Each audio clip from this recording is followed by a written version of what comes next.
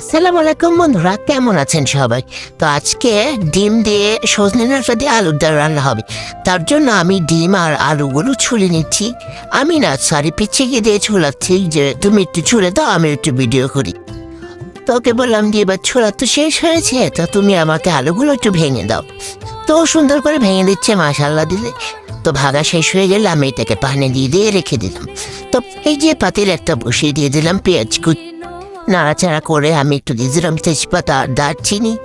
এই মশলাটা না দিলে আসলে ভালো লাগে না, তো দিয়ে দিলাম লবণ, হলুদ, মরিচ আর জিরার গুঁড়ো দিয়ে আমি ভালো করে নাড়াচাড়া করে নিচ্ছি। আর এদিকে মশলাগুলো গুঁড়ো করে আমি দিয়ে দিয়েছিলাম, দেখাতে মনে নেই। পরে কষানো শেষ হয়ে সজনাগুলো দিয়ে দিলাম, সেগুলো আমি সুন্দর করে কষিয়ে নিচ্ছি। ভালোভাবে কষানোর পর তো আমি এখন দিয়ে দিব আলুর ডালের, যেটা আমি আগে পানি দিয়ে রেখেছিলাম। তো দিয়ে দিলাম আলু, দিয়ে ভালো করে কষিয়ে নাড়াচাড়া। এখন আমি দিয়ে দিব ডিম।